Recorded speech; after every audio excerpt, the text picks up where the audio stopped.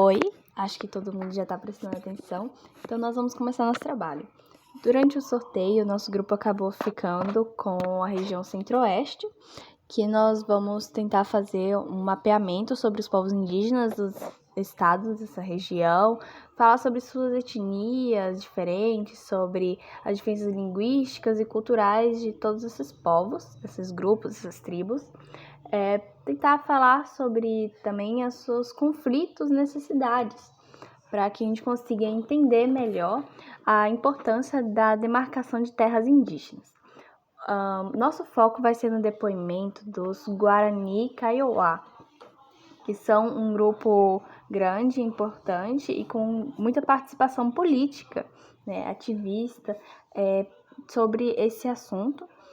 E as informações são tiradas principalmente de um documentário da ONU sobre esse fato, né, sobre esse tema muito delicado. Mas antes, nós queremos apresentar para vocês 2 grupos étnicos, 2 tribos, que também são muito importantes para essa região, né, seja pelo seu tamanho ou então pela sua participação política. Em 2017, a Declaração dos Povos Indígenas, assinada pelas Nações Unidas, completa 10 anos. A data relembra a importância dessas populações e como elas têm os seus direitos ameaçados. No Brasil, diferentes grupos indígenas são vítimas de ameaças que destroem suas vidas, história e cultura.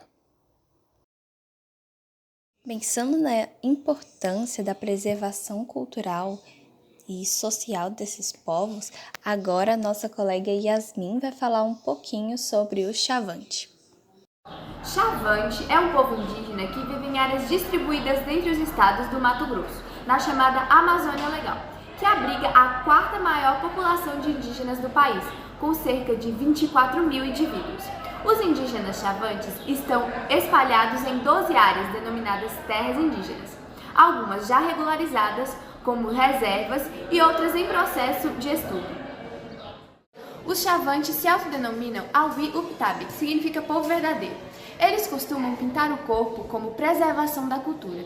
E outro costume mantido é o ritual de passagem do adolescente para a vida adulta, onde o jovem permanece isolado dos demais membros da tribo até que chega o momento de furar a orelha com um pedaço de osso de onça e colocar uma pena especial. A partir desse momento, ele passa a ser considerado adulto e volta a conviver com o restante da tribo. A seguir, nós estamos mostrando alguns mapas da quantidade de pessoas indígenas no Mato Grosso do Sul, Goiás, Mato Grosso, aqui sobre os municípios do estado do Mato Grosso do Sul, e um mapa étnico das pessoas do Mato Grosso, né, pessoas indígenas, 2022. Esses são os mapas para tentar mostrar, e agora a Isabela vai continuar a apresentação dela. O termo Bororo significa, na língua nativa deles, pátio da aldeia, a tradicional disposição circular das casas desse povo. Ao longo da história, outros nomes foram usados para identificar esse povo, que hoje tem um território descontínuo e descaracterizado no sul e no centro-sul do estado de Goiás. Banho-aradu é o termo utilizado pelos bororos para designar sua língua original. Mas, hoje no cotidiano, termos do português regional são adicionados para conversas interétnicas. Sua organização social e política continuam fiéis à tradição e à economia mais aberta. Com o aumento dos casamentos interregionais e outras relações com diferentes etnias e cenários, os bororos conquistaram maior representação política que outros povos indígenas mais numerosos, já tendo vereadores e prefeitos vindos de sua tribo e representando sua cultura e necessidade no exterior. A Declaração da ONU sobre os Direitos dos Povos Indígenas nasceu para cobrar direitos após séculos de injustiças históricas. O artigo 10 diz que nenhum povo indígena será removido à força do seu território. O artigo 26 diz que os povos indígenas têm direito às terras, territórios e recursos que ocupa e possui. O artigo 28 fala sobre o direito à reparação por restituição ou indenização pelos territórios e recursos que os índios possuíam. Hoje, a busca pela demarcação das terras tradicionais é o pilar das fragilidades que afetam as populações indígenas. O Estado, ele criou pequenas áreas, 8 delas chamadas de reservas, para onde ele de 1910 a 1960 foi transferindo eufemismo para a palavra remoção gradativa e forçadamente das aldeias para o interior das reservas. Diferentes comunidades são expulsas de suas terras originais, tradicionais, chamadas de tecorras pelos Guarani e Taiowá, e acabam tendo que ir para as reservas, que são os locais destinados para vivência de diferentes comunidades.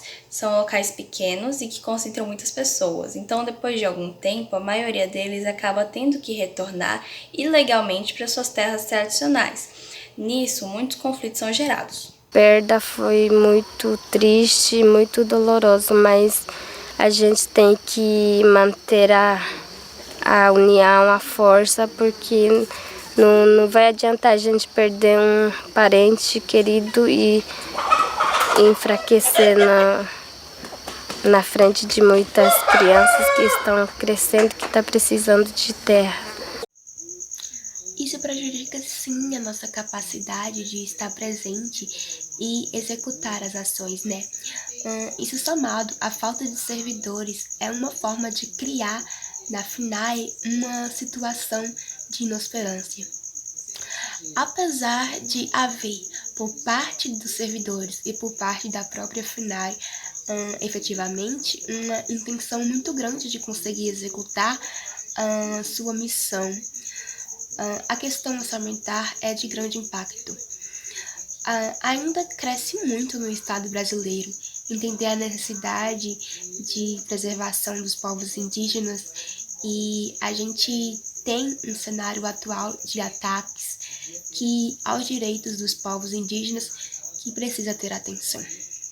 O Brasil sempre gostou de, no plano internacional, de apresentar números. Nós demarcamos tanto as terras indígenas. 90% dessas terras, talvez até mais, elas são em terras amazônicas, onde não há um embate direto entre a pretensão do agronegócio e a pretensão das comunidades indígenas.